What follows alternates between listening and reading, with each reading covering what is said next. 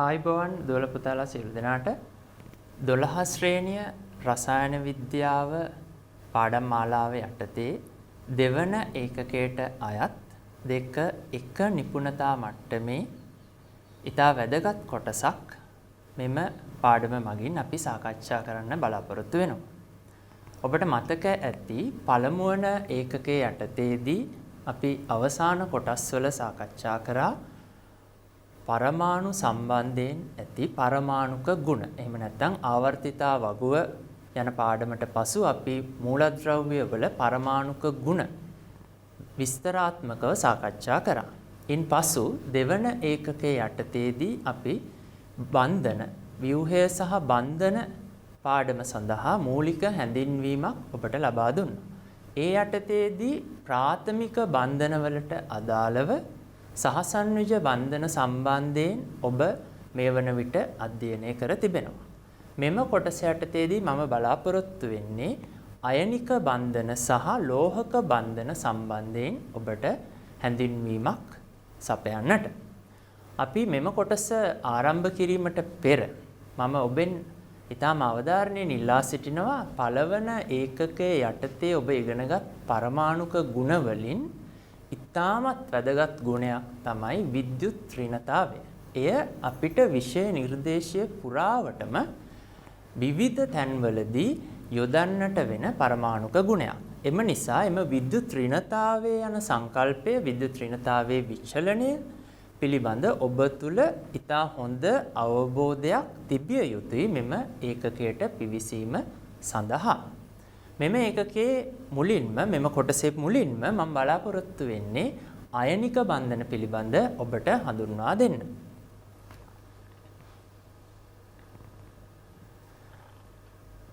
අපි ආවර්තිතා වගුවේ ඇති මූලද්‍රව්‍ය ගැන සලකා බැලුවහොත් ආවර්තිතා වගුවේ අලෝහමය මූලද්‍රව්‍ය වලින් P ගොනුවට අයත් 16 17 වැනි කාණ්ඩවල මූලද්‍රව්‍ය සලකා බලන විට අපිට හඳුනා ගන්න පුළුවන් එම මූලද්‍රව්‍ය වල ඉලෙක්ට්‍රෝන වින්‍යාසයන් සලකා බැලීමේදී ඒ මූලද්‍රව්‍ය වල අවසාන ශක්ති මට්ටම සම්පූර්ණ වීමට එහෙම නැත්නම් අපි කියන වඩාත්ම ස්ථායී ඉලෙක්ට්‍රෝන වින්‍යාසය ළඟා කර ගැනීම සඳහා එම මූලද්‍රව්‍ය වලට අවශ්‍ය වෙන්නේ ඉලෙක්ට්‍රෝන එකක් හෝ දෙකක්. ඉලෙක්ට්‍රෝන ඉතා සුළු සංඛ්‍යාවක්.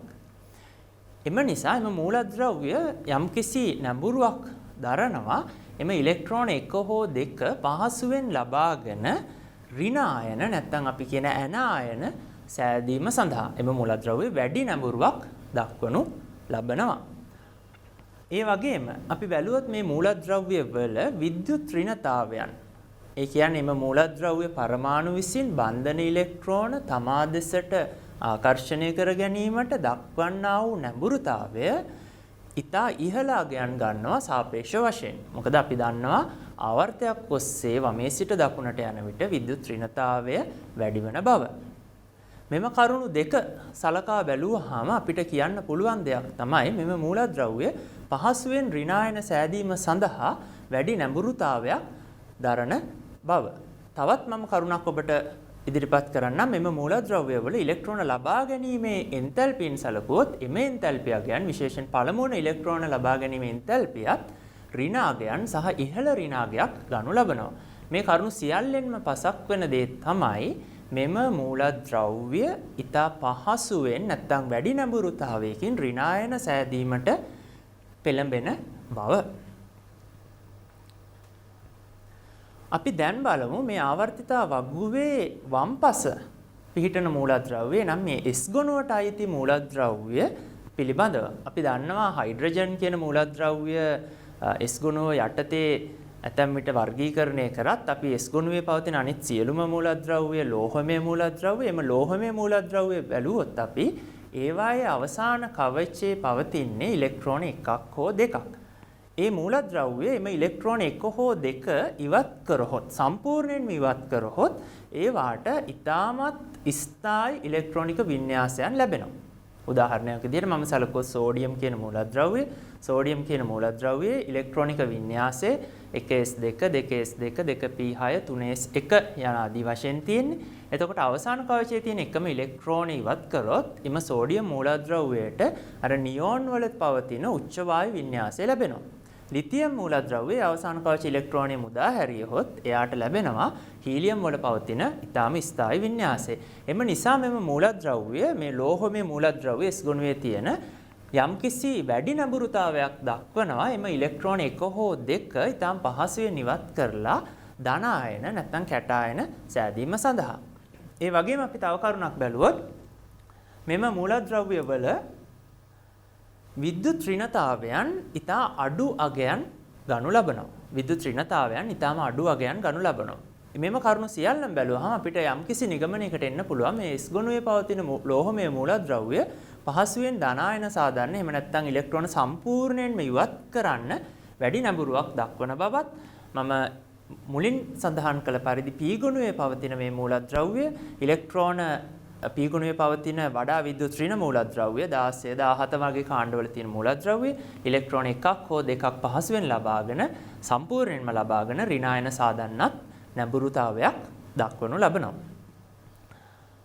අපිට මේක තේරුම් ගන්න පුළුවන් මේ ඍණායන සෑදීම සඳහා මේ අලෝහමය මූලද්‍රව්‍ය P ගුණයේ පවතින නැත්නම් ආවර්තිතාවකයේ ඇතැම් අලෝහමය මූලද්‍රව්‍ය වැඩි නැඹුරුවක් දක්වනවා කියන එක සහ ලෝහමය මූලද්‍රව්‍ය ධනායන සෑදීම සඳහා වැඩි නඹුරුවක් දක්වනු ලබන බව. මේ මූලද්‍රව්‍ය පරමාණුවක් අපි සැලකුවොත් එම මූලද්‍රව්‍ය පරමාණුව ඉලෙක්ට්‍රෝන සම්පූර්ණයෙන් ඉවත් කිරීමෙන් තමයි කැටායනයක් සාදනු ලබන්නේ. ඒ වගේම පරමාණු සම්පූර්ණයෙන් ඉලෙක්ට්‍රෝන ලබා ගැනීම මගින් ඇනායන සාදනු ලබනවා. දැන් ඇනායන සහ කැටායන සෑදීමේ එකම ක්‍රමය පරමාණු වලින් ඉලෙක්ට්‍රෝන ඉවත් වීම හෝ ලබා ගැනීම විතරක් නෙමෙයි.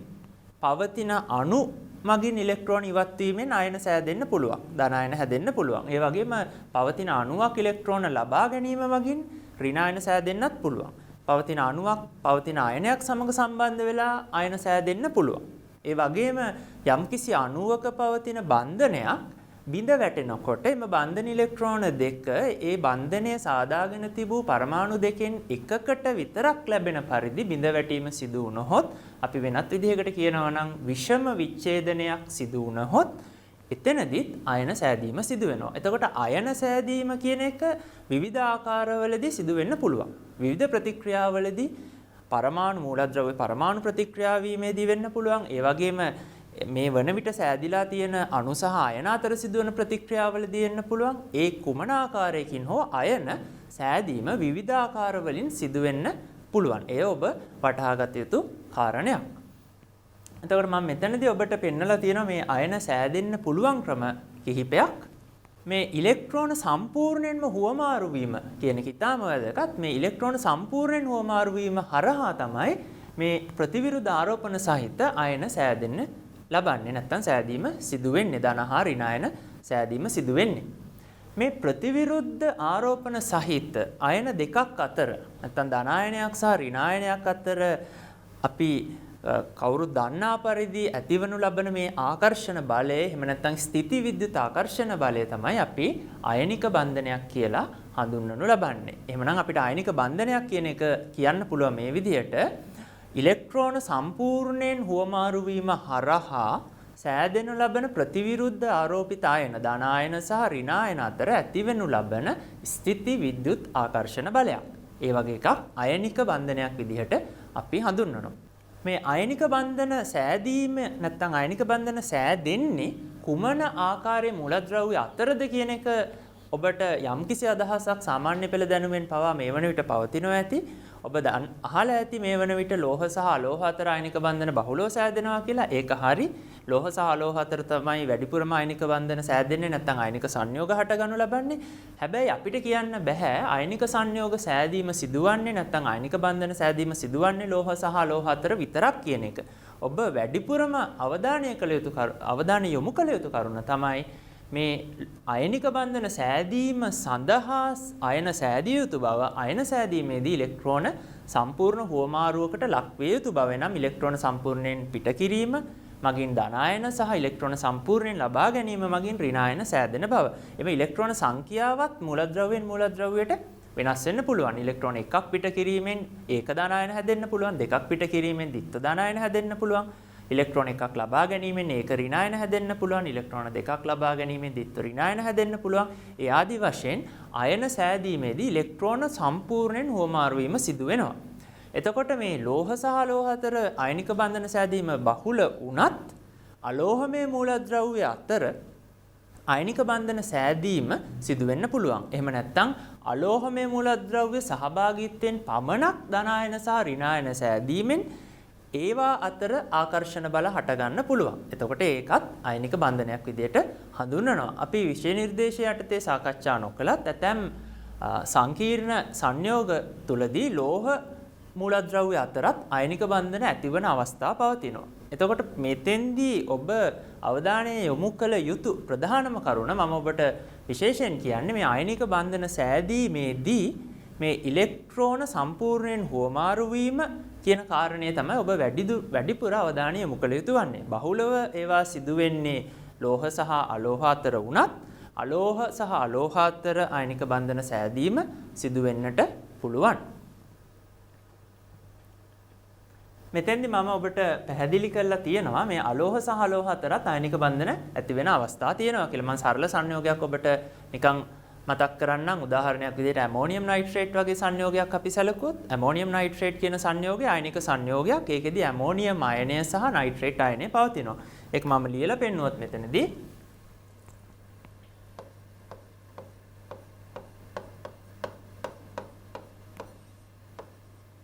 එතකොට මේ සංයෝගය තුළ අපිට අයන දෙකක් හඳුනා ගන්න පුළුවන්. මෙතනදී NH4 ධන ආයනය තියෙනවා. මෙතන ධන ආයනය සහ මේකේ ඍණ ආයනය. මේ ධන ආයනය තමයි NH4 ධන.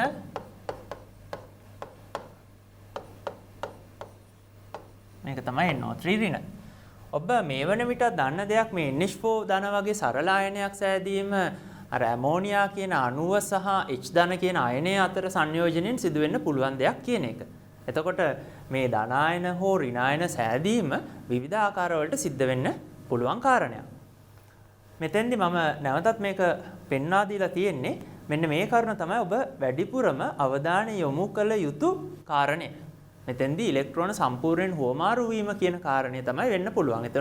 එතනදී මේ ලෝහයක් සහ අලෝහයක් අතර නැත්තම් ලෝහයක් විසින් අලෝහයකට සම්පූර්ණයෙන් ඉලෙක්ට්‍රෝන ලබා දීම කියන එක වෙන්න පුළුවන්. එහෙම නැත්නම් යම්කිසි අලෝහයක් මගින් තවත් අලෝහයකට නැත්නම් යම්කිසි අලෝහයක් සම්පූර්ණ ඉලෙක්ට්‍රෝන පිට කරලා තවත් අලෝහමය මූලද්‍රව්‍යයක් සම්පූර්ණ ඉලෙක්ට්‍රෝන ලබා ගැනීම හරහා සෑදෙන අයන වලින් අයනික බන්ධනයක් හැදෙන්න පුළුවන්.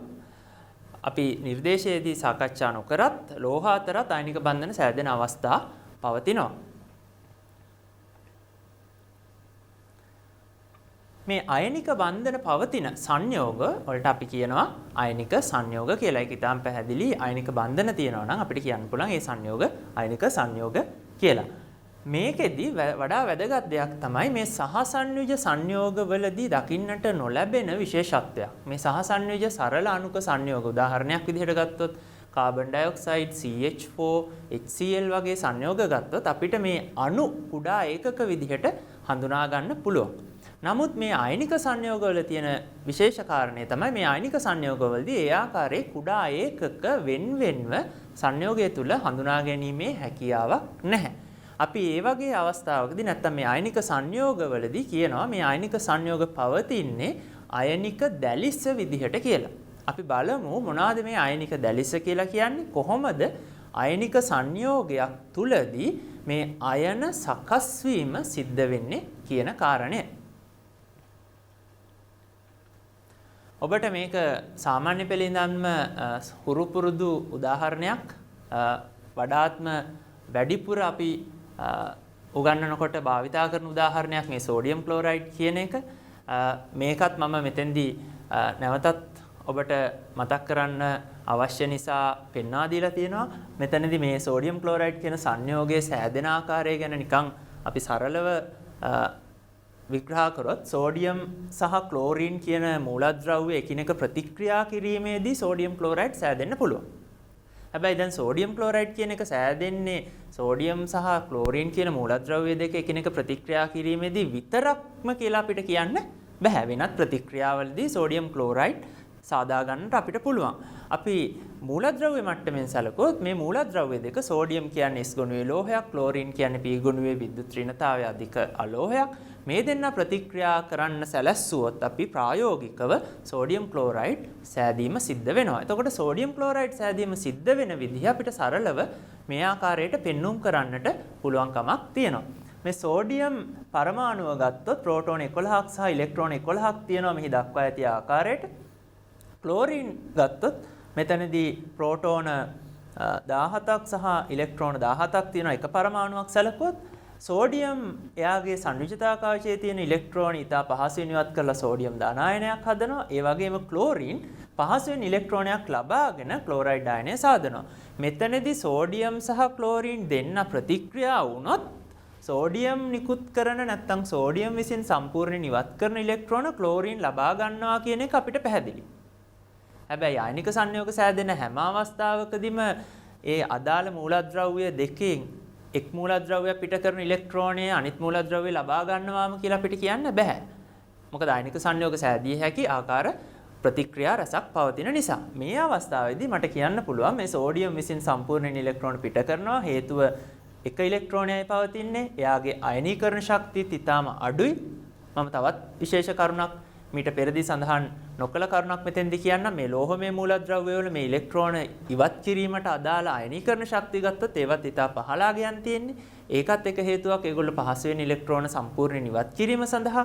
එතකොට හැදෙන සෝඩියම් ධනායන සහ ක්ලෝරින් පහසුවෙන් ඉලෙක්ට්‍රෝනයක් ලබාගෙන හදන ලබන Cl ඍණායන අතර මෙන්න මේ විදිහ මේ රූපයේ සඳහන් කරලා තියෙනවා වගේ අයනික සංයෝගයක් සෑදෙනවා. එතකොට ඔබ කවුරුත් දන්නවා සෝඩියම් ක්ලෝරයිඩ් නැත්නම් අපි සාමාන්‍ය ලුණු කියලා භාවිතා කරන සංයෝගයේ අපිට මතු පිටින් පෙනෙන ආකාරය මේ විදිය. මේ සංයෝගයේ තියෙන ව්‍යුහය සැලකුවොත් ඇත්තටම මේකේ තියෙන්නේ මේ ධන ආයන සහ ඍණ ආයන ක්‍රමවත් රටාවකට සකස් වූ ව්‍යුහයක්. අපි ඝන අවස්ථාවේදී පදාර්ථයේ ඝන අවස්ථාවේදී ඒ පදාර්ථයේ සෑදිලා තියෙන අංශු යම්කිසි ක්‍රමවත් රටාවකට සකස් වෙලා තියෙනවා නම් අන්න ඒ වගේ පදාර්ථයන්ට නැත්නම් ඒ වගේ ව්‍යුහයන්ට අපි කියනවා දැලිස කියලා. දැලිසක් කියලා කියන්නේ ඝන අවස්ථාවේදී ක්‍රමවත් රටාවකට සකස් වූ අංශු සහිත පදාර්ථමය ව්‍යුහයක්. එතකොට මේ පදාර්ථමය ව්‍යුහයේ සැලකුවොත් මේකේ තියෙන අංශු මොනවද? මේකේ තියෙන අංශු ධන ආයන සහ ඍණ ආයන. ආයන තමයි තියෙන්නේ. එහෙනම් මට මේකට කියන්න පුළුවන් අයනික දැලිසක් කියලා. මේ දැලිස සැලකුවොත් එහෙම මේකෙදි යම්කිසි කැටායනයක් අපි සැලකිල්ලට භාජනය කරොත් ඒ කැටායනයේ වටා නිශ්චිත ඇනායන සංඛ්‍යාවක් පවතිනවා. ඒ වගේම යම්කිසි ඇනායනයක් සැලකුවොත් ඒ ඇනායනයේ වටා නිශ්චිත කැටායන සංඛ්‍යාවක් පවතිනවා. සෝඩියම් ක්ලෝරයිඩ් කියන සංයෝගය ගත්තොත් මට කියන්න පුළුවන් මේ සෝඩියම් ධන ආයනයක් වටා ක්ලෝරයිඩ් ආයන 6ක් පවතින පරිදි සහ ක්ලෝරයිඩ් ආයනයක් වටා සෝඩියම් ධන ආයන 6ක් පවතින පරිදි සැකැස්සුණු දැලිස ව්‍යුහයක් මේ සංයෝගයට පවතිනවා කියලා. හැබැයි මේ 6 කියන අංකය මම කිව්වට ඒක හැම ආයනික සංයෝගයකටම 6ක් වෙන්න අවශ්‍ය දෙයක් නෙමෙයි. සංයෝගයෙන් සංයෝගයට ඒ සංයෝගයේ සෑදෙන අයනවල ප්‍රමාණය ආරෝපණය වැනි කරුණු මත පදනම් වෙලා ඒ අයන සංඛ්‍යාව වෙනස් වෙන්න පුළුවන්. උදාහරණයක් විදිහට මම සැලකුවොත් සීසියම් ක්ලෝරයිඩ් කියන අයනය සීසියම් කියන මූලද්‍රව්‍යයත් පළවෙනි කාණ්ඩයේ පහළින් තියෙන මූලද්‍රව්‍යයක්. සීසියම් ක්ලෝරයිඩ් වගේ සංයෝගයකදී සීසියම් ධන කියන කැටායනයේ වටා ක්ලෝරයිඩ් අයන 8ක් සකස් වෙලා පවතිනවා. එතකොට මේ දැලිස ව්‍යුහයකදී අයනික දැලිසකදී යම්කිසි කැටායනයක් වටා නිශ්චිත ඇනායන සංඛ්‍යාවකුත් යම් ඇනායනයක් වටා නිශ්චිත කැටායන සංඛ්‍යාවකුත් සකස් වීම සිදු වෙලා තියෙනවා. මේ රූප සටහනේ පෙන්වා තියෙන්නේ සෝඩියම් ඉලෙක්ට්‍රෝනයක් ඉවත් කිරීම. එහිදී සෝඩියම් ධන සෑදෙනවා. ක්ලෝරින් ඉලෙක්ට්‍රෝනයක් ලබා ගන්නවා. එහිදී ක්ලෝරයිඩ් සෑදෙනවා. සෝඩියම් සහ ක්ලෝරයිඩ් අයන අතර ඇතිවන ස්ථිති විද්‍යුත් ආකර්ෂණ මගින් මේ සෝඩියම් ක්ලෝරයිඩ් අයනික සංයෝගය සෑදෙනවා. මේ වගේ ව්‍යුහයක් තමයි මේකේ තියෙන. අපි මේ ව්‍යුහය තවදුරටත් සරලව විග්‍රහ කර බලමු. අපි බලමු මේ ව්‍යුහය ඇත්තටම තියෙන්නේ මොන විදිහටද කියන එක. මේ අයනික දැලිසක් කියන කාරණය මම නැවතත් මෙතෙන්දී සාකච්ඡා කරපුම කොටස නැවතත් ඔබට මෙතන දක්වලා තියෙනවා. ඔබට බලන්න පුළුවන් මේ ඝන අවස්ථාවේ අංශු ක්‍රමාත් රටාවකට සකස් වූ ව්‍යුහයක් තමයි ආයනික දැලිසක් කියලා කියන්නේ. එතකොට මේ ආයනික සංයෝගවලදී තියෙන අංශු අයන නිසා අපි මේ ආයනික දැලිස කියන නම භාවිතා කරනු ලබනවා. ඔබ බැලුවොත් මේ ආයනික සංයෝගයකදී මේ ද්විමාන රූප සටහනෙන් පෙන්වලා තියෙන්නේ මේ ධන ආයනයක් වටේ යම් නිශ්චිත ආයන සංඛ්‍යාවක් පවතිනවා. දැන් සෝඩියම් ක්ලෝරයිඩ් ගත්තොත් මේ එක සෝඩියම් ආයනයක් නම් මෙතන තියෙන්නේ. එයාගේ වම් පසින් දකුණු පසින් ඉහළින් පහළින් සහ ඒ වගේම ඉදිරියෙන් සහ පිටුපසින් තවත් ඍණ ආයන දෙකක් තියෙනවා. එතකොට මේ සෝඩියම් ආයනයේ වටේ ක්ලෝරයිඩ් ආයන 6ක් තියෙනවා. මේක පොදු රූප සටහනක්. එතකොට යම් කිසි කැටායනයක් වටා ඍණ ආයන නිශ්චිත සංඛ්‍යාවකුත් යම් ඍණ ආයනයක් වටා කැටායන නිශ්චිත සංඛ්‍යාවකුත් සකස් වෙලා පවතිනවා. ඔබට මේ සටහනින් ඉතා පැහැදිලිව දකින්න පුළුවන් මේ සෝඩියම් ක්ලෝරයිඩ් වල දැලිස ව්‍යුහය පවතින ආකාරය. මෙතනදී මේ රතු පැහැයෙන් දක්වලා තියෙනවා සෝඩියම් ආයන, කොළ පැහැයෙන් දක්වලා තියෙනවා ක්ලෝරයිඩ් ආයන. එතකොට ඔබ මේ වගේ රූප සටහනක් මීට පෙර මම ඔබට පෙන්නුවා. ඒ රූප සටහනේ තියෙන ව්‍යුහය නිරූපණය කරන්න පුළුවන් එක ආකෘතිමය ආකාරයක් තමයි මේ පෙන්වලා තියෙන්නේ. එතකොට මෙතන මේ ඉරි කැබලි නැත්නම් බන්ධන විදිහට දාලා තියෙනවා මේක එක ආකෘතියක් මේ දැලිස් ව්‍යුහය නිරූපණය කරන්න පුළුවන්. එතකොට මෙතනදී ඔබ යම්කිසි ආයනයක් තෝරාගත්තොත් උදාහරණයකට මෙන්න මේ කියන සෝඩියම් ආයනය තෝරාගත්තොත් ඔබට පේනවා මේ සෝඩියම් ආයනයේ වටේ මේ පැත්තේ එක ක්ලෝරයිඩ් ආයනයක් තියෙනවා, මේ පැත්තේ එකක් තියෙනවා, දෙකයි, ඉහළින් සහ පහළින් දෙකක් තියෙනවා. ඒ වගේම මේකට පිටුපසින් තියෙනවා මේ ඉදිරිපසින් තියෙන ආයනේ මේකෙදි පේන්න ඔබට බලා ගන්න විදිහක් නැහැ.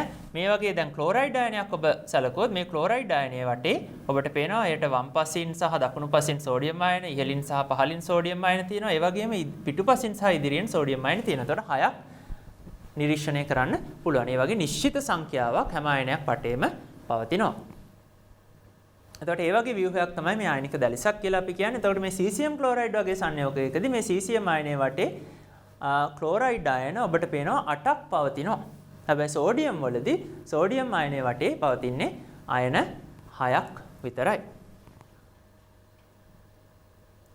අපි දැන් ආයනික සංයෝගයක ව්‍යුහය ගැන අධ්‍යයනය කරා. ආයනික සංයෝග තුලදී මේ නිශ්චිත ආයන නැත්නම් අපි ගත්තොත් කැටායනයක් වටා නිශ්චිත අනායන සංඛ්‍යාවකුත් අනායනයක් වටා නිශ්චිත කැටායන සංඛ්‍යාවකුත් සකස් වීමෙන් තමයි මේ දැලිසක් නිර්මාණය වෙන්නේ. දැලිස නිර්මාණය වීම නිසා මේ ආයනික සංයෝග සියල්ලක්ම දැලිසාකාරයෙන් පවතින දැලිස නිර්මාණය වීම නිසා නැත්නම් ආයනික සංයෝග දැලිසක් විදිහට පැවතීම නිසා ඒවට ආවේනික වූ යම්කිසි ගුණාංග සමූහයක් ලැබිලා තියෙනවා. අපි බලමු මේ ගුණාංග එකින් එක කොහොමද තේරුම් ගන්නේ ව්‍යුහය ආශ්‍රයෙන් කියන එක. මම මෙහිදී දක්වලා තියෙනවා මේ ඉහළ ද්‍රවාංක තාපාංක පවතිනවා කියන එක. ආයනික සංයෝග සියල්ලක්ම කාමර උෂ්ණත්වයේදී අපි සෙල්සියස් 25 දී සහ වායුගෝල පීඩන 1ක් යටතේදී සැලකුවොත් ඒවා ඝන අවස්ථාවේදී පවතින්නේ. ඒවාට සාපේක්ෂව ඉහළ ද්‍රවාංක තාපාංක පවතිනවා.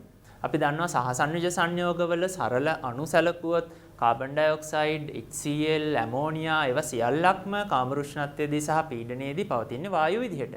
නමුත් ආයනික සංයෝග ඝන අවස්ථාවේ පවතිනව විතරක් නෙමෙයි ඒවායේ ද්‍රවාංක තාපාංක ඉතා ඉහළා ගයන් ගන්නවා. මොකක්ද ඒකට හේතුව? ඒකට හේතුව තමයි මම ඉස්සෙල්ලා පෙන්වුවා වගේ මේ ආයනික දැලිසක් තුලදී සෑම ආයනයක් වටාම ස්ථිති විද්‍යුත් ආකර්ෂණ මගින් බැඳුණු ප්‍රතිවිරුද්ධ ආරෝපිත ආයන නිශ්චිත සංඛ්‍යාවක් පවතිනවා. එතකොට අපි මේ ඝන තත්ත්වයේ තියෙන ආයනික සංයෝගය ද්‍රව තත්ත්වයට පත් කරන්න නම් මේ ආකර්ෂණ බල සියල්ලක්ම බිඳ දමන්න වෙනවා. එම ආකර්ෂණ බල බිඳින්න නම් අපි දන්නවා බන්ධනයක් හැදෙනකොට ශක්තිය පිට වෙනවා වගේම ආකර්ෂණයක් බිඳ දැමීම සඳහා ශක්තිය ලබා දිය යුතු වෙනවා. ඒ සඳහා විශාල ශක්ති ප්‍රමාණයක් සැපිය යුතු නිසා අපිට අධික තාප ශක්තියක් සපයන්න ඕනි මෙම අයනික ඝණයක් ද්‍රව තත්ත්වයට පත් කිරීම සඳහා. ඒක නිසා ඒගොල්ලන්ගේ ද්‍රවාංක තාපාංක සැලකුවොත් ඉතා ඉහළ අගයන් ගනු ලබනවා. ඒ වගේම මම තවත් ගුණයක් දක්වලා තියෙනවා. ඒවා බංගුරයි කියන එක. මේකටම මට තව කරුණක් ඉදිරිපත් කරන්න පුළුවන්. ඒවා සාමාන්‍යයෙන් දෘඪ සංයෝග, අයනික සංයෝග දෘಢ, ඒ වගේම බංගුර. බංගුර කියලා කිව්වේ බිඳෙන සුළු කියන අදහස. මේ අයනික ඝණය නැත්නම් අයනික දැලිසේ ව්‍යුහය අපි සලකා බැලුවොත් ඒ අයනික දැලිසේ ව්‍යුහය අනුව ඇයි මේ සංයෝග බංගුර වෙන්නේ කියන එක මට පැහැදිලි කරන්න පුළුවන්. මම ඉදිරි කොටසේදී එය ඔබට විස්තරාත්මකව පැහැදිලි කරනවා. ඒ වගේම මේ ඝන අවස්ථාවේ විද්‍යුත් හා තාප සන්නායක නොවේ. අපි දන්නවා ඝන අවස්ථාවේ පවතින යම්කිසි පදාර්ථයකට විද්‍යුත් සන්නායකතාවයක් දැක්වීමට නම් ආරෝපණ වාහකයන් ඒ සංයෝගය තුල පැවතිය යුතුයි. ඝන අවස්ථාවේදී නම් අදාළ ඝණය තුල සචල ඉලෙක්ට්‍රෝන පැවතිය යුතුයි. යම්කිසි ද්‍රාවණ තත්ත්වයේදී හෝ ද්‍රව තත්ත්වයේ පවතින සංයෝගයක් නම් විද්‍යුතය සන්නායනය කිරීම සඳහා අයන සචල අයන පැවතිය යුතුයි. එතකොට අයනික සංයෝගයක් හැදෙනකොට මම දුවල පුතාලට ඉස්සෙල්ලා කිව්වා වගේම මේ ඉලෙක්ට්‍රෝන සම්පූර්ණයෙන්ම ලබා ගැනීම හා පිට කිරීම සිදු කරලා තියෙන නිසා මේගොල්ලන්ගේ අයන තුල දැන් සචල ඉලෙක්ට්‍රෝන පවතින්නේ නැහැ. මේ ධන සහ ඍණ අයන නිශ්චිත ස්ථානවල නැත්නම් ස්ථානගත ධන සහ ඍණ අයන දැලිස් ස්ථානවල පිහිටලා තියෙනවා. එතකොට ඉලෙක්ට්‍රෝන සචල ඉලෙක්ට්‍රෝන මේ පද්ධතිය තුල පවතින්නේ නැහැ. ඒක නිසා ඝන අවස්ථාවේදී මේගොල්ලෝ සන්නායක විදිහට සලකන්න බෑ. ඒගොල්ලෝ සන්නායනය කිරීමක් සිදු කරන්නේ නැහැ ඝන තත්ත්වයේදී. නමුත් අපි මේ සංයෝග ද්‍රව තත්ත්වයට පත් කරොත් හරි. මම ඉස්සෙල්ලා කිව්වා වගේ මේ ඉහළ උෂ්ණත්වයකට රත් කිරීම මගින් ද්‍රව තත්ත්වයට පත් කරොත් එහෙම නැත්නම් මේ සංයෝග යම්කිසි ද්‍රාවකයක් තුල දිය කරලා උදාහරණයක් දැන් සෝඩියම් ක්ලෝරයිඩ් වගේ අපි ජලයේ දිය කරොත් අපි දන්නවා යා ජලයේ හොඳටම දිය වෙනවා කියලා. එහෙම දිය කරොත් අර අයනික දැලිස බිඳ වැටීම සිදු වෙනවා. ඔබට මේ බිඳ වැටීම සිදුවන ආකාරයත් ද්විතීයික බන්ධනය යටතේදී සවිස්තරාත්මකව ඉගෙන ගන්න පුළුවන්. එතකොට දැන් සෝඩියම් ක්ලෝරයිඩ් එකට නෙමෙයි දැන් තියෙන්නේ අයන වෙන් වෙලා තියෙන්නේ. එතකොට දැන් මේ අයන වලට ද්‍රාවණය තුල චලනය වීමේ හැකියාවක් තියෙනවා. ඒක නිසා එවැනි ද්‍රාවණත් විද්‍යුතේ සන්නායනය කරනවා. නමුත් ඝන අවස්ථාවේදී විද්‍යුතේ සන්නායනය කරනු ලබන්නේ නැහැ. ඒ වගේම මෙම කරුණත් මම ඔබට දල අදහසක් ලබා ගැනීම සඳහා ඉදිරිපත් කරලා තියෙන්නේ මේ අයනික සංයෝග නිර්ද්‍රව්‍ය ද්‍රාවකවල දිය වෙන්නේ නැහැ. ද්‍රව්‍ය ද්‍රාවකවල දියවීම සඳහා වැඩි නැඹුරුවක් දක්වනවා කියන එක. මේ පාඩම ඉදිරියට යනකොට ඔබට ඉදිරි කොටස්වලදී මේ ද්‍රවීය සහ නිර්ද්‍රව්‍ය කියන දෙකේ වෙනස හොඳටම අවබෝධ කරගන්න පුළුවන්. එතනදී ඔබට තේරුම් ගන්න පුළුවන් මොනවාද මේ ද්‍රවීය ද්‍රාවක නැත්නම් ද්‍රවීය අණු කියලා කියන්නේ මොනවාද නිර්ද්‍රවීය අණු කියලා කියන්නේ කියලා. දැන් සෝඩියම් ක්ලෝරයිඩ් වගේ එකක් උදාහරණයක් විදිහට ජලය වගේ ද්‍රාවකයක් ගත්තොත් ඒකේ හොඳටම දිය වෙනවා. හැබැයි මෙතනදී දැනගත යුතු කරුණක් තියෙනවා. දැන් අයනික සංයෝග ද්‍රවීය ද්‍රාවකවල දියවීමේ නැඹුරුතාවයක් ඇත කියලා මම කිව්වට ඒකෙන් අදහස් වෙන්නේ නැහැ සෑම අයනික සංයෝගයක්ම ද්‍රවීය ද්‍රාවකවල දිය වෙනවා කියලා.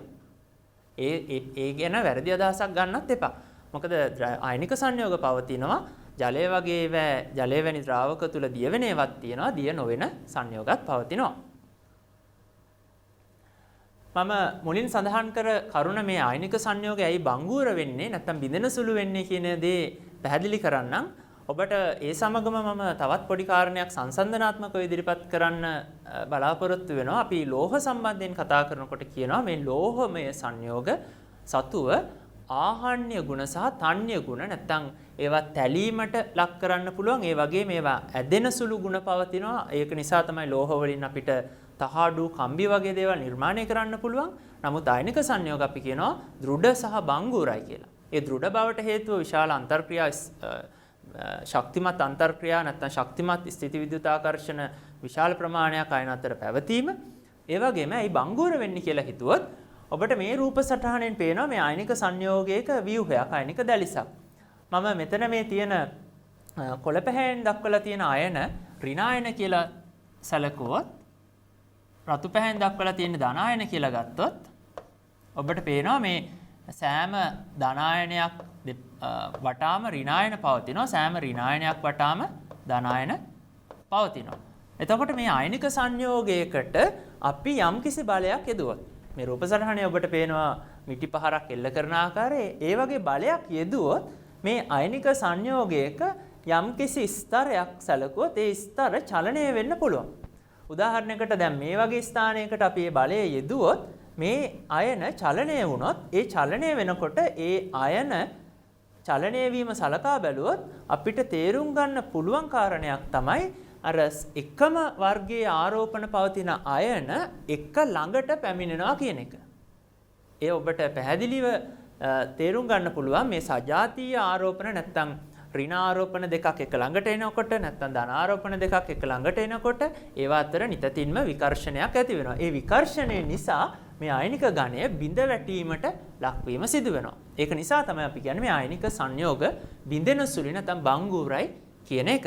එතකොට ඔබට මේ රූපයෙන් පේනවා මේ ධනාරෝපිත ආයන දැන් මේ ස්තරය යම්කිසි ප්‍රමාණයක් පහළට ගිහිල්ලා තියෙනවා. එතකොට මේ ඍණාරෝපිත ආයන අතර දුර අඩු වෙලා ඒවා එක ස්ථානයකට පැමිණලා තියෙනවා. එතකොට මේ දිත්ව ඊතලෙන් පෙන්වා තිබෙන පරිදි ඒවා අතර විකර්ෂණ හටගනු ලබනවා. එම විකර්ෂණ නිසා මේ ආයනික ඝණය බිඳ වැටීමට ලක් වෙනවා. ප්‍රායෝගිකව අපි සැලකුවොත් මේ වගේ ආයනික සංයෝගයක් අපි මේ වගේ මිටි පහරක් එල්ල කරොත් අනිවාර්යයෙන් මේ වගේ කුඩා කැබලි වලට බිඳී යාම සිදු වෙනවා. ඔබට මෙය නිවසේදී වුණත් සාමාන්‍ය ලුණු කැටයක් භාවිතා කරොත් ඒ ලුණු කැටය බිඳී යන ආකාරය ඔබට නිරීක්ෂණය කිරීමට හැකියාව පවතිනවා.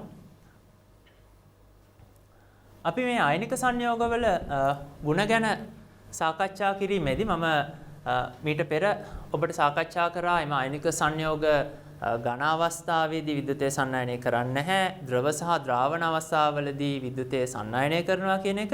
එතකොට මීට අමතරව අපි සලකා බැලුවොත් මෙම ආයනික සංයෝගවල තවත් ගුණ විදිහට මම මුලින් සඳහන් කළ පරිදිම ඒවා ඇත්තටම අපි සලකුවොත් බංගුර බව, ඒ වගේම දෘඪ බව, විද්‍යුත් කුසන්නායක බව ඝන අවස්ථාවේදී ආයනික සංයෝගවල ලක්ෂණ විදිහට අපිට හඳුනා ගැනීමට පුළුවන්. එතකොට මේ ආයනික බන්ධනයක් කියන්නේ මොකක්ද කියන එකත් ආයනික බන්ධන හරහා සෑදෙන ආයනික සංයෝග ස්වභාවය පවතින්නේ කොහොමද කියන එකත් ඔබ පැහැදිලිව අවබෝධ කරගන්නට ඇති කියලා මම විශ්වාස කරනවා. අපි ඊළඟට කතා කරන්න යන කොටසත් ඉතාමත් වැදගත් මේ ආයනික සංයෝග සම්බන්ධයෙන්. මේ කොටසට පිවිසීමට පෙර ඔබ දැනගත යුතු කාරණයක් තමයි අපි මේ ආයනික සංයෝගයක් සැලකුවාම අපි ඒ ආයනික සංයෝගය නිරූපණය කිරීමේදී ධන සහ ඍණ ආයන සම්පූර්ණයෙන්ම ගෝලාකාර ස්වරූපයෙන් නිරූපණය කරත් කිසිදු ආයනික සංයෝගයක් මේ 100%ක්ම ආයනික ලක්ෂණ පෙන්වනවා කියලා අපිට කියන්න බෑ.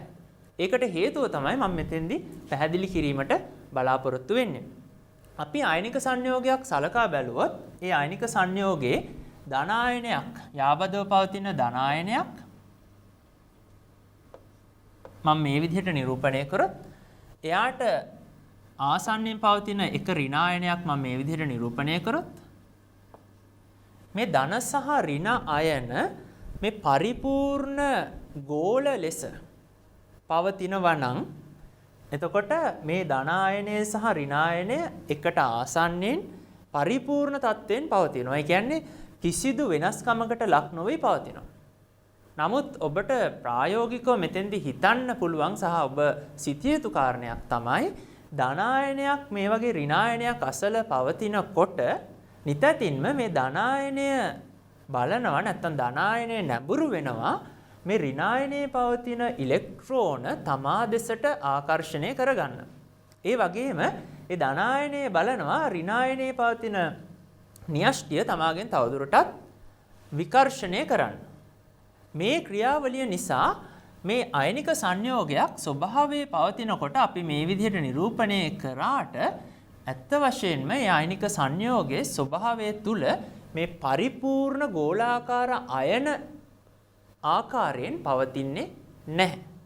අපි ආයනික සංයෝගයක් තුල මේ ධන ආයනය විසින් අපිට අවබෝධ කරගන්න පුළුවන් මේ ඍණ ආයනයේ පවතින ඉලෙක්ට්‍රෝන තමා දෙසට ආකර්ෂණය කරගන්නවා කියන කාරණේ. ඒ වගේම ඍණ ආයනයේ න්‍යෂ්ටිය තමාගෙන් නිවතට විකර්ෂණය කරගන්නවා කියන එක. ඒ ධන ආයනයක් සතුව තියෙන එම හැකියාවට අපි වචනයක් භාවිතා කරනවා ධන ආයනයේ නැත්නම් කැට ආයනයේ ද්‍රවීකරණ බලය කියලා. ඍණ ආයනය නිතතින් මේ ධන ආයනයේ ක්‍රියාවලියට ලක් වෙනවා. ඒකට අපි කියනවා ඍණ ආයනයේ ද්‍රවණශීලතාවය කියලා. එතකොට මේක මම නිරූපණය කරොත් වෙන විදිහ දැන් මේ ධන ආයනයේ න්‍යෂ්ටිය මේ ආයනයේ මැද තියෙනවා කියලා කිව්වොත් ඍණ ආයනය වෙන්නේ ඍණ ආයන ඉලෙක්ට්‍රෝන මේ න්‍යෂ්ටිය වෙතට ආකර්ෂණය වෙනවා. නමුත් ඍණ ආයනය තුලත් න්‍යෂ්ටියක් පවතින නිසා ඍණ ආයනයේ ඉලෙක්ට්‍රෝන සැලකිය යුතු ප්‍රමාණයක් එයාගේ න්‍යෂ්ටිය තුල තවදුරටත් පවතිනවා. එතකොට මේක මට නිරූපණය කරන්න පුළුවන් මේ විදිහ ඍණ ආයනයේ විකෘති වීමකට ලක් වෙනවා. ඒතර ඍණ ආයනයේ න්‍යෂ්ටිය මේ වගේ ප්‍රදේශයක තියෙනවා. ඉලෙක්ට්‍රෝන දැන් මේ න්‍යෂ්ටි දෙක අතරට පැමිණීමක් වැනි ක්‍රියාවලියක් වෙලා තියෙනවා. එතකොට ඍණ ආයනය යම්කිසි ආකාරයකට විකෘති වෙලා මේ ඝන ගෝලයක් නැත්නම් ගෝලාකාරව තිබිච්ච ස්වરૂපය වෙනස් වෙලා තියෙනවා. ඍණායනීය ඉලෙක්ට්‍රෝන වල වෙනස් වෙලා. එතකොට මෙන්න මේ ක්‍රියාවලිය තමයි අපි ඉදිරියේදී මේ කොටසේදී සාකච්ඡා කරන්න බලාපොරොත්තු වෙන්නේ. මේ ක්‍රියාවලිය ඇත්තටම ප්‍රතිඵලය වෙන්නේ ඔබට පේනවා දැන් මේ න්‍යෂ්ටින් දෙක අතර යම්කිසි ඉලෙක්ට්‍රෝන ප්‍රමාණයක් පවතින වගේ සංසිද්ධියක් ඇති වෙලා තියෙනවා. ඒ කියන්නේ මේ අයනික සංයෝගයට මෙම ක්‍රියාවලිය නිසා සහසන්යුජ ලක්ෂණ ලැබිලා තියෙනවා. නැත්නම් සහසන්යුජ ලක්ෂණ ලැබෙනවා. කිසිම අයනික සංයෝගයක් අපිට කියන්න බෑ 100%ක් අයනිකයි කියලා. කිසිම අයනික සංයෝගයක් 100%ක් අයනික වෙන්නේ නැහැ. යාට යම්කිසි ප්‍රමාණයකට හෝ මෙම ක්‍රියාවලිය නිසා සහසන්යුජ බවක් සුළු වශයෙන් හෝ ලැබෙනවා. අපි බැලුවොත් මම ඔබට ඉදිරිපත් කළ කාරණේ දැන් මෙවැනි ආකාරයට ආයන පැවතුනොත් මම මෙහිදී ඇඳලා තියෙන්නේ මේ එක ධනායනයක් සහ එක ඍණායනයක්. එය පරිපූර්ණ අයනික දැලිසක පවතින ආකාරය. පරිපූර්ණ තත්ත්වයක් කියන්නේ මේක අපි 100% මේ ආකාරයේ පැවතුනොත් කියලා හිතන තත්ත්වය. හැබැයි එහෙම ප්‍රායෝගිකව පවතින්නේ නැහැ. ඒතර මේ වගේ අවස්ථාවකදී මේ කැටායනය මගින් ඇනායනයේ ද්‍රවීකරණයට ලක් වෙලා තියෙනවා. ඒතර කැටායනයේ සතුව තමයි මේ ද්‍රවීකරණය කිරීමේ හැකියාව පවතින්නේ. ඇනායනයේ ද්‍රවීකරණයට භාජනය වෙනවා. මෙම ක්‍රියාවලිය වඩා ප්‍රබල වුණොත් ඒකෙදි සිද්ධ වෙන්නේ ඇත්තටම මේ ආයනික සංයෝගයට සැලකිය යුතු ප්‍රමාණයක් සහසන්යුජ ලක්ෂණ පවතිනවා. එතකොට මේ ආයනික සහ සහසන්යුජ බන්ධන අතර වෙනස හොඳටම පැහැදිලි කරගන්න ඔබට විද්‍යුත් ඍණතාවය යන සංකල්පය පිළිබඳ හොඳ අවබෝධයක් තිබිය යුතුවා වගේම මේ ද්‍රවීකරණය කියන කොටසත් නැත්නම් ද්‍රවීකරණ බලය ද්‍රවණශීලතාවය සහ ප්‍රතිඵලය ලෙස අයනික සංයෝගයක් ද්‍රවීකරණය වීම යන ක්‍රියාවලිය පිළිබඳවත් හොඳ අවබෝධයක් පැවතිය යුතුයි. අපි මේ ද්‍රවීකරණ බලය ද්‍රවණශීලතාවය සහ ද්‍රවීකරණය රඳා පවතින සාධක මොනවාද කියලා ඊටාම නිවැරදිව සහ කෙටියෙන් ඉගෙන ගනිමු. මොකද මේ ද්‍රවීකරණ බලය කියන එක අපි සෑම විටම කතා කරන්නේ ධන ආයනයට සාපේක්ෂව. ද්‍රවණශීලතාවය ගැන කතා කරන්නේ ඍණායනයට සාපේක්ෂව. එහි ප්‍රතිඵලයක් විදිහට තමයි අපි කියන්නේ ආයනික සංයෝගයක් ද්‍රවීකරණය වෙනවා කියලා. ද්‍රවීකරණය වීම මගින් තමයි ආයනික සංයෝගයට මොන ලක්ෂණද සහසන්යුජ ලක්ෂණ ලැබීම සිද්ධ වෙන්නේ. මේ ද්‍රවීකරණය රඳා පවතින සාධක මම බැලුවොත් මේ කැටායනයේ ද්‍රවීකාරක බලය කියන එක එකක්. කැටායනයේ ද්‍රවීකාරක බලය. කැටායනයට පුළුවන් අර ඇනායනයේ තියෙන ඉලෙක්ට්‍රෝන බලාව තමා දෙසට ඇදලා ගන්න. ඒ ඇදලා ගන්න තියෙන නැඹුරුතාවය තමයි යාගේ ද්‍රවීකාරක බලය කියලා කියන්නේ. කැටායනයේ ආරෝපණය වැඩි වෙන විට සහ අරය අඩු වෙන විට. අපි දන්නවා කැටායනයක ආරෝපණය වැඩි වෙනකොට නිතින් මෙයාගේ අරය අඩු වෙනවා. අපිට ඒකට තනි වචනයක් කියන්න පුළුවන් ආරෝපණ ඝනත්වය වැඩි වෙන විට. එහෙම නැත්නම් අපි සරලව මේක සංකේතවත් කරනවා E බෙදීම R අගය වැඩි වෙන විට කියලා. මේ E බෙදීම R කියලා මම ගත්තේ මේ ආරෝපණය බෙදීම ආරෝපණ ඝනත්වය කියන එක ආරෝපණය සහ එයාගේ පරිමාව කියන සාධකය කෙලින්ම අරය මත රඳා පවතින නිසා ආරෝපණය බෙදීම අරය කියන අනුපාතය ආරෝපණ ඝනත්වය වෙනුවට මට භාවිතා කරන්න පුළුවන්කම තියෙනවා. ඒතකොට ආරෝපණ ඝනත්වය වැඩි වෙනකොට ද්‍රවීකාරක බලය වැඩි වෙනවා. එහෙම නැත්නම් කැටායනයේ ධන ආරෝපණය වැඩි වෙන විට සහ අරය අඩු වෙන විට එහි ද්‍රවීකාරක බලය ද්‍රවීකරණ බලය වැඩි වෙනවා. මම මේකට පොඩි උදාහරණයක් ඔබට කියන්නම්. අපි අයන දෙකක් සලකමු සංයෝග දෙකක. දැන් සෝඩියම් ක්ලෝරයිඩ් සහ මැග්නීසියම් ක්ලෝරයිඩ්. සෝඩියම් ක්ලෝරයිඩ් වල මොනවද තියෙන අයන? සෝඩියම් ධන Cl ඍණ. මැග්නීසියම් ක්ලෝරයිඩ් වල මොනවද තියෙන්නේ? මැග්නීසියම් ධන 2 සහ Cl ඍණ අයන දෙකක් තියෙනවා.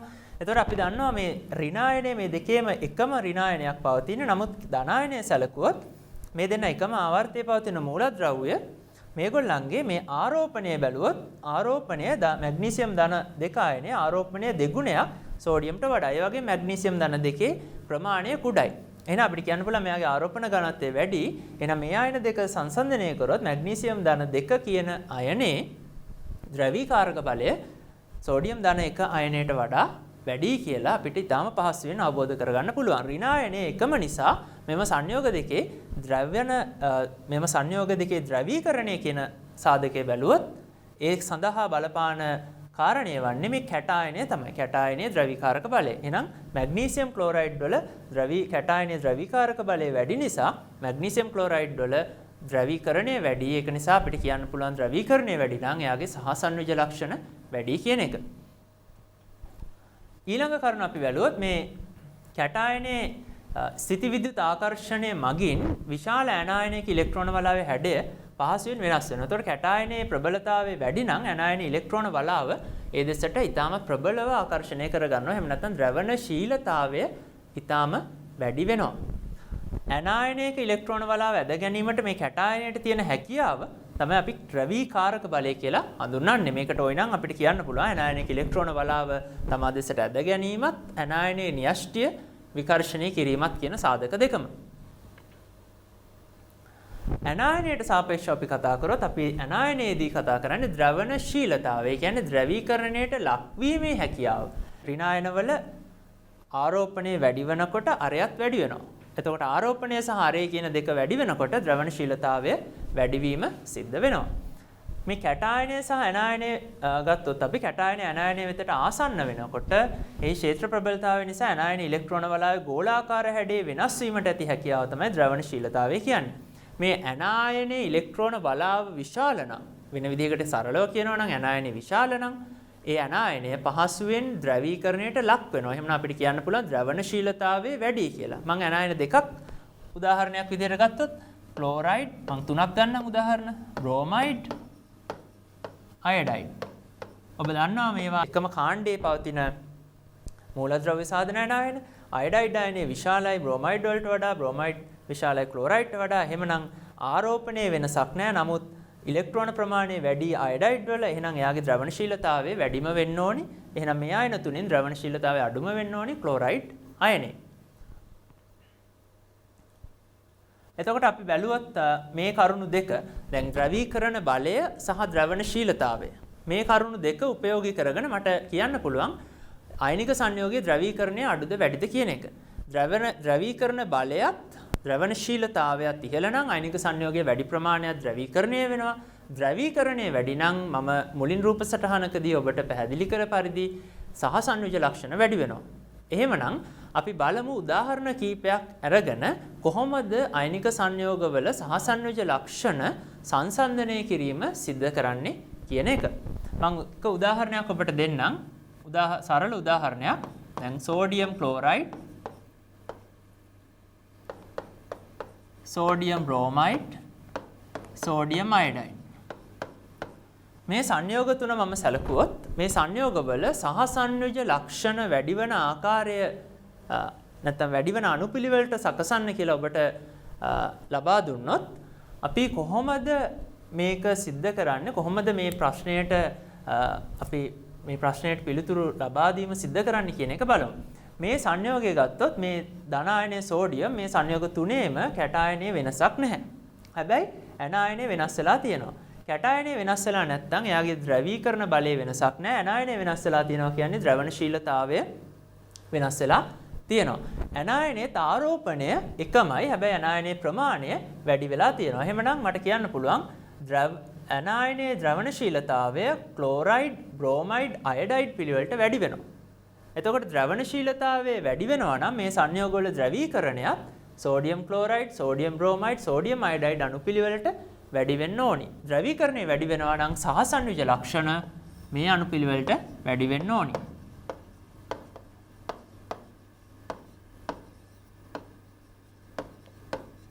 සහසන්විජ ලක්ෂණ මේ අණුපිළිවෙලට වැඩි වෙන්න ඕනි. මම තවත් උදාහරණයක් ඔබට ලබා දෙන්නම්. මම ඊට පෙර ලබාගත් උදාහරණයට ආසන්නව සමාන උදාහරණයක්. දැන් සෝඩියම් ක්ලෝරයිඩ් සහ මැග්නීසියම් ක්ලෝරයිඩ් සැලකුවොත් මේ දෙන්නගේ ඍණායනයේ වෙනසක් වෙලා නැහැ. හැබැයි ධනායනයේ වෙනස්. ධනායනයේ ආරෝපණය මැග්නීසියම් ධන 2 මෙතන, සෝඩියම් වල ධන 1. ඒ වගේම අරය ගත්තොත් මැග්නීසියම් වල අඩුයි සෝඩියම්ට වඩා. එහෙමනම් මට කියන්න පුළුවන් මේකේ මොකද්ද? ධනායනයේ ආරෝපණ ඝනත්වය මැග්නීසියම් ධන 2 වැඩි. ඒක නිසා ද්‍රවීකරණ බලය මැග්නීසියම් ධන 2 අයනයේ වැඩි. ඒ හේතුව නිසා ද්‍රවීකරණය මැග්නීසියම් ක්ලෝරයිඩ් වල වැඩි සෝඩියම් ක්ලෝරයිඩ් වලට වඩා. එහෙමනම් සහසන්නිජ ලක්ෂණ මැග්නීසියම් ක්ලෝරයිඩ් වල වැඩි සෝඩියම් ක්ලෝරයිඩ් වලට වඩා. මේ ආකාරයට අපිට සංයෝගවල අයනික ලක්ෂණ සහ සහසන්නිජ ලක්ෂණ මේ ද්‍රවීකරණය සහ ද්‍රවීකරණ බලය සහ ද්‍රවණශීලතාවය ආශ්‍රයෙන් සංසන්දනය කිරීම සිදු කරන්න පුළුවන්. ඒ වගේම මේ සහසන්නිජ ලක්ෂණ අයනික සංයෝගවලට හිමිවීම නිසා එම සංයෝගවල ගුණවල යම් යම් වෙනස්කම් අපිට තීරණය කරන්න පුළුවන්. ඒ වගේම ඒ ගුණ සංසන්දනය කිරීම සිද්ධ කිරීමේ හැකියාවක් පවතිනවා. අපි එම ගුණ කිහිපයක් ඉතාමත් කෙටියෙන් සලකා බලමු. එක ගුණයක් තමයි මේ අයනික ස්වභාවය හෝ සහසන්නිජ ස්වභාවයේ සංයෝගයක වැඩිවීමත් සමග. එහෙම නැත්නම් අයනික සංයෝගයක අයනික ලක්ෂණ වැඩිවීම හෝ සහසන්නිජ ලක්ෂණ වැඩිවීම සමග අපිට සංසන්දනය කරන්න පුළුවන් එක ප්‍රධාන ගුණයක් තමයි තාපය හමුවේ එම සංයෝගය වියෝජනය වීම සිදු වෙන්නේ කොහොමද? පහසුවෙන් වෙනවද? නැත්නම් අමාරුවෙන් අපහසුවෙන් වෙනවද කියන එක. ඒක එක. අනිත් කාරණය තමයි මේ අයනික සංයෝගවල ද්‍රවාංක තාපාංක සංසන්දනය කිරීමත් ද්‍රවීකරණය යම් ප්‍රමාණයකට උපයෝගී කරගෙන සිද්ධ කරන්න පුළුවන්. නමුත් මේ දෙවනි පාඩමේදී මම බලාපොරොත්තු වෙනවා මේ අයනික සංයෝගවල තාප ස්ථායීතාවයන් වෙනස් වන්නේ කොහොමද කියන එක මේ ද්‍රවීකරණය උපයෝගී කරගෙන පැහැදිලි කරන්න. මම එක උදාහරණයක් මේකදී භාවිතා කරන්නම්. අපි බලමු ආවර්තිතා වගුවේ දෙවනි කාණ්ඩයට අයත් ලෝහ සාදනු ලබන සංයෝග කිහිපයක් කාණ්ඩය ඔස්සේ පහළට යනකොට ඒගොල්ලන්ගේ ගුණ විචලනය වන්නේ කොහොමද කියලා. මම මෙතෙන්දි සලකනු ලබන ගුණය තමයි තාප ස්ථායීතාවය කියන ගුණය. මම දෙවනි කාණ්ඩයේ සංයෝග කිහිපයක් ගන්නවා. කාබනේට දෙවනි කාණ්ඩයේ හදන බෙරිලියම් තමයි පළවෙනි මූලද්‍රව්‍යය. හදන carbonate beryllium carbonate, magnesium carbonate, calcium carbonate, strontium carbonate, barium carbonate. මේ සංයෝග සැලකුවොත් මේ සංයෝග සියල්ලක්ම ඔබ අකාබනික රසායනයේදී මේවා ඉගෙන ගන්නවා. මම මේ කාබනේටයක් MCO3 විදිහට නිරූපණය කරත් මේගොල්ලෝ ඉහළ උෂ්ණත්වයකට රත් කරනකොට මේගොල්ලෝ රත් කිරීමේදී මේගොල්ලෝ වියෝජනය වෙනවා අදාළ ඔක්සයිඩය සහ කාබන් ඩයොක්සයිඩ් වායුව විදිහට. අපි බලමු මේ සංයෝගවල අයනික ලක්ෂණ විචලනය වෙන්නේ කොහොමද? ඒ අයනික ලක්ෂණ විචලනය වීමත් සමග මේ සංයෝගවල මේ තාප වියෝජනය නැත්නම් වියෝජනය වෙන උෂ්ණත්වය වෙනස් වෙන්නේ කොහොමද කියලා. ඔබට මේ දුටු ගමන් පවසන්න පුළුවන් මේවා ඇනායනය එකමයි. ඇනායනය කාබනේට් CO3 ඍණ 2. කැටායනය තමයි වෙනස් වෙලා තියෙන්නේ. මෙතනදී බෙරිලියම් ධන 2. ඇනායනය එකම නිසා එහි ද්‍රවණශීලීතාවය වෙනස් වෙනවා. නමුත් වෙනස් වෙන්නේ කැටායනයේ ද්‍රවීකරණ බලය නිසා. ඒතර කැටායනය වෙනස් වෙනවා. කැටායනයේ මොකද්ද වෙනස? කැටායනයේ සියලුම කැටායන සලකුවොත් ආරෝපණය එකම අගයක්. ඒ කියන්නේ ආරෝපණය ධන 2යි. හැබැයි කැටායනයේ අරය වැඩි වෙනවා. කැටායනයේ අරය වැඩි වෙනවා කියන්නේ ආරෝපණ ඝනත්වය අඩු වෙනවා. ආරෝපණ ඝනත්වය අඩු වෙනවා කියන්නේ කැටායනයේ සතු ද්‍රවීකරණ බලය කාණ්ඩේ පහළට යනකොට අඩු වෙනවා. ද්‍රවීකරණ බලය අඩු වෙනවා නම් ද්‍රවීකරණය අඩු වෙනවා.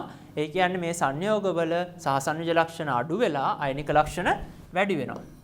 එතකොට අයනික ලක්ෂණ වැඩි වෙනවා.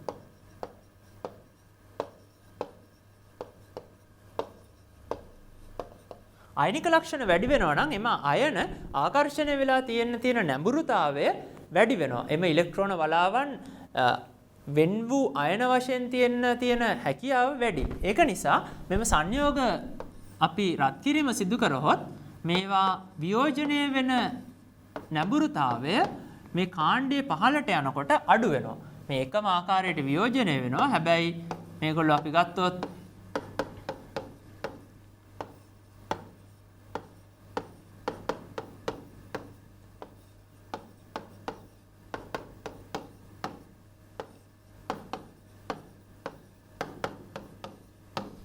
වියෝජනය වන උෂ්ණත්වය මේ කාණ්ඩයේ පහළට වැඩි වෙනවා.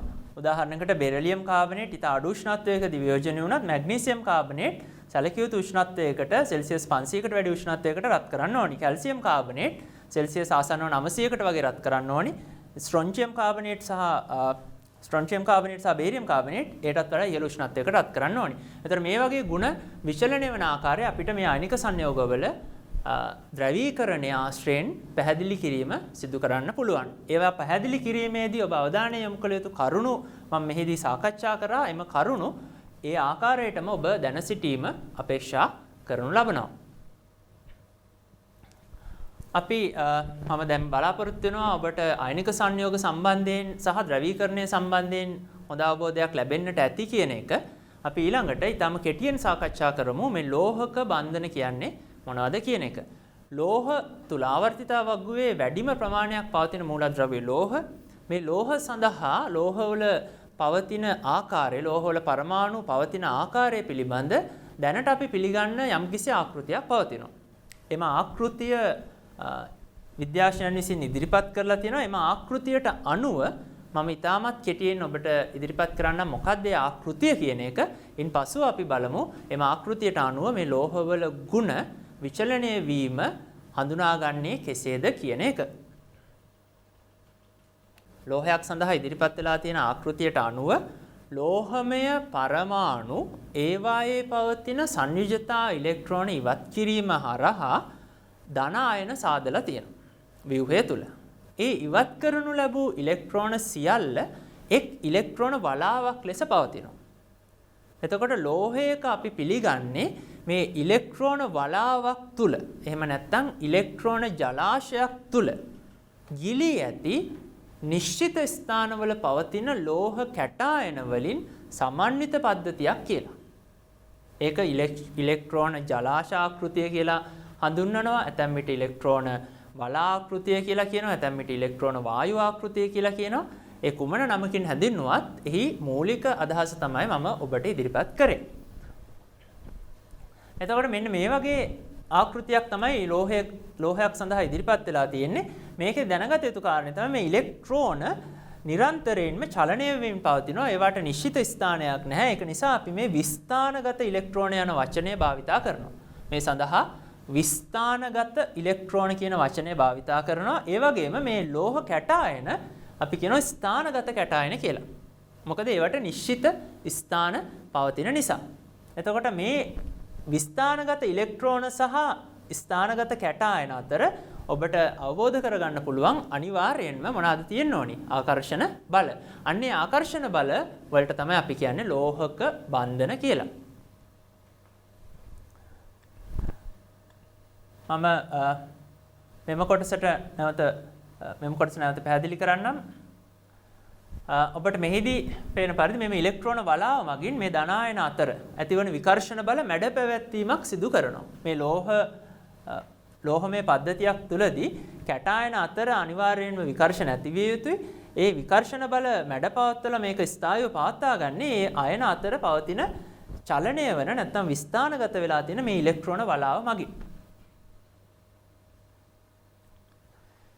ඉලෙක්ට්‍රෝන වලාව තුල දැලිස් ව්‍යුහයක් ලෙස සකස් වෙලා තියෙනවා මේවා කැටායන. එතකොට කැටායන නිශ්චිත ස්ථානවල පවතිනවා. ඒක නිසා අපි මේ වගේ ව්‍යුහයකට කියනවා ලෝහක දැලිසක් කියලා. එතකොට ඉලෙක්ට්‍රෝන වලාව තුල දැලිස් ව්‍යුහයේ සමස්ත සැකස්ම අන්තර්ගත වූ ධන ආයන සහ ඉලෙක්ට්‍රෝන වලාව අතර තියෙන මේ ස්ථිති විදුත් ආකර්ෂණ තමයි ලෝහක බන්ධන විදිහට අපි හඳුන්වනු ලබන්නේ.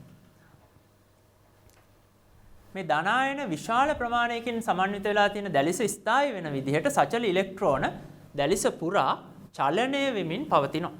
ඒ ඉලෙක්ට්‍රෝන නිරන්තරයෙන් චලනය වෙනවා. ඒක නිසා තමයි ඒවට විස්ථානගත ඉලෙක්ට්‍රෝන කියලා කියන්නේ. අපි සැලකුවොත් එහෙම මේ ලෝහක බන්ධන පිළිබඳ ඒ බන්ධනයේ ප්‍රබලතාවය ඔබට දැනටත් යම්කිසි අදහසක් තියෙන්න ඕනි. ඒ ප්‍රබලතාවය රඳාපවතින්න ඕනි. එහෙමනම් ඒ කැටායනය කොච්චර දුරට ප්‍රබලව ආරෝපණය වෙලා තියෙනවද නැත්නම් ධන ආරෝපණයේ විශාලත්වය කොච්චරද කියන එක සහ කොපමණ ඉලෙක්ට්‍රෝන සංඛ්‍යාවක් එම ලෝහය මගින් දායක කරනවද කියන එක මත. ඒතර ඔබට පේනවා මේ ලෝහක බන්ධනයේ ප්‍රබලතාවය මේ ලෝහක බන්ධනයේ නිර්මාණය වීමට පරමාණුවක් සපයන ඉලෙක්ට්‍රෝන. සරල උදාහරණයක් හිතන්න සෝඩියම් සහ මැග්නීසියම්. සෝඩියම් සංයුජතා කවචයක ඉලෙක්ට්‍රෝනයයි පවතින්නේ. හැබැයි මැග්නීසියම් වල ඉලෙක්ට්‍රෝන දෙකක් තියෙනවා. එතකොට සෝඩියම් වල ලෝහක දැලිස තුලදී ඉලෙක්ට්‍රෝන එකක් හැම පරමාණුවකින්ම දායක කරනවා. හැබැයි මැග්නීසියම් වල ලෝහක දැලිස තුලදී ඉලෙක්ට්‍රෝන දෙකක් හැම පරමාණුවකින්ම දායක කරනවා. එතකොට මැග්නීසියම් දැලිස තුල ඉලෙක්ට්‍රෝන විශාල සංඛ්‍යාවක් පවතිනවා වගේම ඒ හැදිලා තියෙන කැටායනයේ ආරෝපණයත් මැග්නීසියම් වල විශාලයි. ඒක නිසා මැග්නීසියම් දැලිස තුල පවතින ලෝහක බන්ධන අපිට කියන්න පුළුවන් ප්‍රබලයි සෝඩියම් වලට වඩා. ඒක ඊටාම් පැහැදිලි වෙනවා. සෝඩියම් සහ මැග්නීසියම් කියන ලෝහ දෙක අපි සංසන්දනය කරොත් ඔබ දන්නවා සෝඩියම් කෑල්ලක් අපිට මොට්ට පිහියකින් උනත් කපන්න පුළුවන්. හැබැයි මැග්නීසියම් වගේ ලෝහයක් එතරම් පහසුවෙන් කැපීම සිදු කරන්න බෑ. ඒ කියන්නේ මැග්නීසියම් දෘඪ බවින් වැඩි, එයාගේ ද්‍රවාංකතාපාංක වැඩි, ඝනත්වයත් වැඩි. හැබැයි සෝඩියම් අපි සලකන්නේ සාපේක්ෂව මෘදු ලෝහයක්. ද්‍රවාංකතාපාංකත් මැග්නීසියම්ට වඩා අඩුයි. මෙන්න මේ කියන ලක්ෂණ ඒ අදාළ ලෝහය සඳහා ලැබිලා තියෙන්නේ මේ ලෝහක බන්ධනවල ප්‍රබලතාවයේ විචලනය වීම කියන සාධකය මත. එතකොට ඔබට හැකියාව තියෙන්න ඕනේ ලෝහ දෙකක් ලබා දුන්නොත් ඒ ලෝහ දෙකේ ලක්ෂණ සංසන්දනය කරන්න ලෝහක බන්ධන ප්‍රබලතාවය මත. ඒ ලෝහක බන්ධන ප්‍රබලතාවය සඳහා මෙන්න මේ කරුණු බලපානවා. ලෝහක බන්ධනය සඳහා පරමාණුවක් සපයන ඉලෙක්ට්‍රෝන ගණන, ඒ වගේම ඒ අදාළ අයනික අරය සහ අයනික ස්වභාවය. මෙතනදී මම ඔබට කියන්න උත්සාහ කරන්නේ මේ ලෝහ සැලකුවොත් එහෙම අපි S ගොනුවේ ලෝහ නම් ඔබට සරලව තීරණය කරන්න පුළුවන් මේ ලෝහක බන්ධන සෑදීම සඳහා අනිවාර්යෙන් සහභාගී වෙන්නේ සංයුජතා කවචයේ ඉලෙක්ට්‍රෝන පමණයි. සංයුජතා කවචයේ ඉලෙක්ට්‍රෝන එකක් හෝ දෙකක් තියෙනවා. ඒවා සම්පූර්ණයෙන් ඒවා විස්ථානගත වෙලා ලෝහක බන්ධන සෑදෙනවා. නමුත් D ගොනුවේ ලෝහ අපි සැලකුවොත් D ගොනුවේදී සංයුජතා කවචයේ ඉලෙක්ට්‍රෝන වලට අමතරව උපාන්ත ශක්ති මට්ටමේ D උපශක්ති මට්ටමට අයත් ඇතැම් ඉලෙක්ට්‍රෝනත් විස්ථානගත වීම සිදු වෙනවා. එතකොට D ගොනුවේ ලෝහවලදී ලෝහක දැලිස තුල පවතින ඉලෙක්ට්‍රෝන සංඛ්‍යාව S ගොනුවේ ලෝහත් එක්ක සංසන්දනය කරොත් එකම ආවර්තයේ පවතින යම්කිසි ප්‍රමාණයකට වැඩි. ඒ වගේම මේගොල්ලන්ගේ කැටායනයේ තියෙන ආරෝපණයත් වැඩි. මේ හේතුව නිසා D ගොනුවේ ලෝහවල ලෝහක බන්ධන ප්‍රබලතාවය නිතරම වැඩි සාපේක්ෂව ඒ ආවර්තයේ තියෙන S ගොනුවේ ලෝහ වලට වඩා. ඒක නිසා D ගොනුවේ ලෝහ ඒ S ගොනුවේ ලෝහ වලට වඩා දෘಢ වෙන්න ඕනි, ද්‍රවාංකතාපාංක වැඩි වෙන්න ඕනි. ඒ වගේම ඒවා ඝනත්වයන් වැඩි වෙන්න ඕනි. එතකොට D ගොනුවේ ලෝහ අපි සලකන්නේ බැර ලෝහ වශයෙන්. එතකොට ඒගොල්ලන්ගේ ඝනත්වයන් සාපේක්ෂව වැඩි. එතකොට මේ සියලුම කරුණු සඳහා මේ ලෝහක බන්ධනවල ප්‍රබලතාවයේ වැඩිවීම බලපාලා තියෙනවා. මේ ලෝහවල ගුණ කිහිපයක් මම ඊටාම කෙටියෙන් සාකච්ඡා කෙරුවොත් ඝන අවස්ථාවේ වගේම විලීන අවස්ථාවේදීත් ලෝහ විද්‍යුතය සන්නායනය කරනවා. ඒකට හේතුව දැන් ඔබ දන්නවා මොකද්ද හේතුව? මේ ඉලෙක්ට්‍රෝන වලාවේ පවතින ඉලෙක්ට්‍රෝන වලට සචලතාවයක් පවතින නිසා. එතකොට මේ ඉලෙක්ට්‍රෝන සචල නිසා ඒ සචල ඉලෙක්ට්‍රෝන පවතින පද්ධතිය දෙකලවරට අපි විභවාන්තරයක් සැපයුවොත් එම ඉලෙක්ට්‍රෝන බාහිර විද්‍යුත් විභවාන්තරයේ සපයන දිශාව අනුව, ඒ කියන්නේ ධනාග්‍රේ පැත්තට ඉලෙක්ට්‍රෝන සියල්ල චලනය වීම සිද්ධ වෙනවා. ඒ ඉලෙක්ට්‍රෝන හරහා තමයි ලෝහය තුල සන්නායකතාවය ක්‍රියාත්මක වන්නේ. ඒ වගේම මේ ආහාර්යතාවය සහ තන්්‍යතාවය කියන ಗುಣ පෙන්눔 කරනු ලබනවා. මම මීට පෙරදී අයනික බන්ධනවලදී ඔබට සඳහන් කරා අයනික සංයෝග දෘಢ වගේම බංගුරයි කියන එක. නමුත් මෙතනදී ලෝහ අපි කියන්නේ තන්්‍යතාවය සහ ආහාර්යතාවය කියන ලක්ෂණ පෙන්눔 කරනවා කියන එක මම ඉතාමත් කෙටියෙන් ඔබට මීට පෙර සඳහන් කරපු රූප සටහන ආශ්‍රයෙන් මෙය පැහැදිලි කරන්නම්. අයනික සංයෝගයක් තුල යාබදව පවතින්නේ ධනායන සහ ඍණායන. එතකොට බලයක් යෙදුවාම සිද්ධ වෙන්නේ මේ ධනායන දෙකක් සහ ඍණායන දෙකක් එක සමීපයට පැමිණලා විකර්ෂණය වීම. නමුත් ලෝහයක් තුලදී ලෝහයේ වටේම ලෝහමය කැටායනයක් වටේම පවතින ඉලෙක්ට්‍රෝන. එතකොට අපි බලයක් යෙදුවත් උදාහරණයක් විදිහට මෙම ලෝහය මෙම බලයක් යෙදීමට පෙර අවස්ථාව තමයි මේ පවතින්නේ. අපි බලයක් යෙදුවොත් ලැබෙන්නේ ඒ වගේම ව්‍යුහයක්. එහි ව්‍යුහයේ වෙනසක් නැහැ. මොකද ධනායන වට ඉලෙක්ට්‍රෝන පවතින්නේ. ඒතර ධනායන වට ඉලෙක්ට්‍රෝන පවතිනවා නැත්නම් ඉලෙක්ට්‍රෝන ජලාශයක ගිලුණු ධනායන ඒ ආකාරයෙන් පවතිනවා නම් ව්‍යුහයේ බිඳ වැටීමකට ලක් වෙන්නේ නැහැ. ඒක නිසා තමයි මේවා තැලීමට සහ ඇදීමට ලක් කරන්න පුළුවන් අපිට තහඩු සහ කම්බි වැනි දේ නිර්මාණය කිරීමට හැකියාව ලැබිලා තියෙන්නේ ලෝහ වලින්. ඒ වගේම තමයි ලෝහවල ද්‍රවාංකතාපාංක අපි සැලකුවොත් ඒවායේ ද්‍රවාංකතාපාංක ඉතා අඩු අගයන් සිට වැඩි අගයන් දක්වා පැතිරුණු පුළුල් පරාසයක පවතිනවා. ඒකට හේතුව ලෝහයෙන් ලෝහයට ලෝහක බන්ධනවල ප්‍රබලතාවය වෙනස් වෙන නිසා. උදාහරණයක් විදිහට මේ S ගොනුවේ පහළ තියෙන ලෝහ සැලකුවොත් ඒවායේ ලෝහක බන්ධන ප්‍රබලතාවය අඩුයි. ඇයි අඩු වෙන්න හේතුව? ඒගොල්ලන්ගේ පරමාණුවකින් ඉලෙක්ට්‍රෝන ජලාශයට දායක කරනු ලබන ඉලෙක්ට්‍රෝන සංඛ්‍යාව එකයි. ඒ වගේම ඒගොල්ලන්ගේ අරය වැඩි. එතකොට ධනායන වල ආරෝපණ ඝනත්වය අඩුයි. ඒක නිසා ලෝහක බන්ධන දුර්වලයි. ඒක නිසා ඒගොල්ලන්ගේ ද්‍රවාංකතාපාංකත් අඩු වෙලා තියෙනවා. ඒ වගේම මේ මර්කරි වගේ ලෝහයක් D ගුණුවේ පවතින්නේ. D ගුණුවේ පැවතුනත් එයාගේ වින්‍යාසය පවතින්නේ D10S2 විදිහට. එතකොට අර D ඉලෙක්ට්‍රෝන D උපශක්ති මට්ටම සම්පූර්ණයෙන් හෝ අර්ධ වශයෙන් පිරලා තිබීම සාපේක්ෂව ස්ථායි නිසා එවැනි අවස්ථාවලදී D ඉලෙක්ට්‍රෝන විස්ථානගත වෙන ප්‍රමාණය ලෝහක දැලිස සෑදීමට අඩු වෙලා තියෙනවා. ඒක නිසා ඒ ලෝහවල ද්‍රවාංකතාපාංක සාපේක්ෂව අඩු වෙලා තියෙනවා. හැබැයි අපි සමහර ලෝහ ගත්තොත් ඒවා ද්‍රවාංකතාපාංක ඉතාම ඉහළයි. දැන් මේ ටන්ස්ටන් වගේ ලෝහයක් ගත්තොත් ද්‍රවාංකය ඉතාම ඉහළ අගයක් ගන්නවා. ඒක සෙල්සියස් 3000ටත් වඩා වැඩි අගයක් ගන්නවා. ඔබට මෙම පාඩම් නැවත නැවතත් බලන්නට පුළුවන් ඔබ channel NIE කියන YouTube නාලිකාව සමග සම්බන්ධ වුවහොත්. එසේනම් අද දිනට මෙම පාඩම මෙතකින් අවසන් වෙනවා. නැවතත් අපි මීළඟ කොටසෙන් මෙම ඒකකයේදී හමු වීමේ බලාපොරොත්තු ඇතිව එසේනම් ඔබ සියලු දෙනාට ආයුබෝවන්.